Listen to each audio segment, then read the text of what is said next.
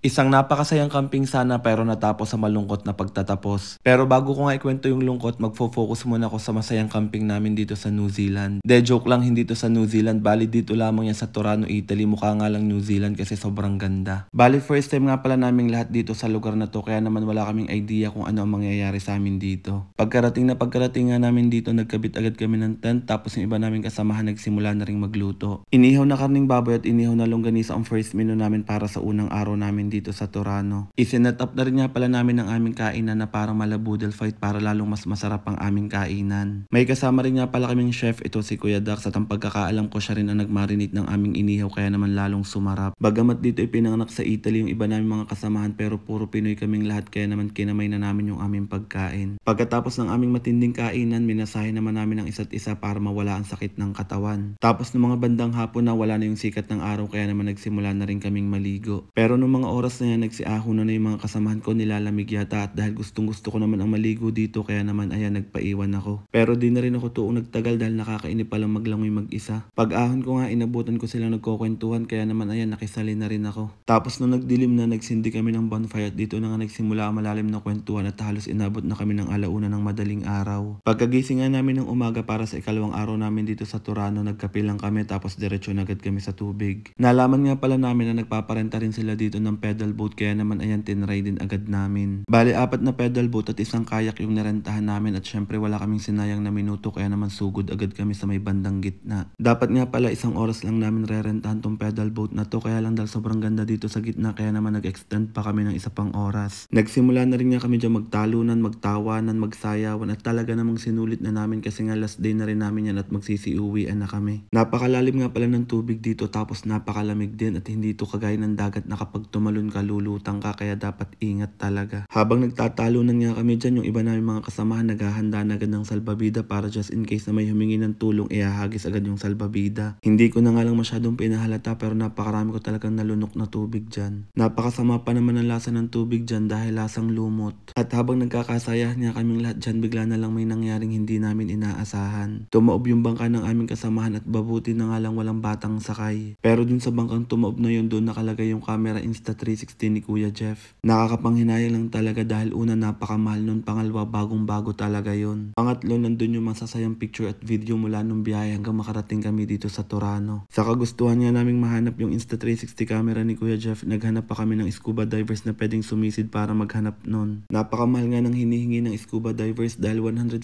euro kapag hindi nahanap, 300 euro kapag nahanap yung camera sa ilalim. Kahit nga medyo may kamahalan, sige lang dahil ang importante makita lang talaga yung camera na yun dahil mahalaga yung mga pictures at videos na nandun. Maya-maya nga pinuntahan na nila Kuya Jeff at Kuya Mark kasama yung scuba divers yung lugar kung saan tumaob yung bangka. Habang nag-aantay kami dito sa Pampang, bigla na lang lumakas yung hangin at parang uulan kaya naman dali-dali kaming pumunta dun sa aming base para likumin yung mga tent. Dali-dali na rin nga namin ipinasok yung ibang mga gamit sa mga sasakyan dahil baka nga maabutan pa ng malakas na ulan. Nung mga oras na yan, naghihintay kami ng update kung ano na bang nangyari dun sa divers, kung nakita na ba o hindi pa. Nag-aalala na rin nga kami nung mga oras na yan kasi nga panay ng kidlat at kulog tapos napakalakas pa ng hangin. Nang mailagay na nga namin lahat ng mga gamit sa sasakyan, nagpunta naman kami ng coffee shop tapos tumawag na si Kuya Jeff. Sabi nga niya hindi na nga daw nakita kaya naman ayun nalungkot kaming lahat. Pero ganun pa man, inisip na lang namin na buti na lang gamit lang yung nawala, hindi buhay ng isa sa amin. So hanggang dito na lang. Toink toink!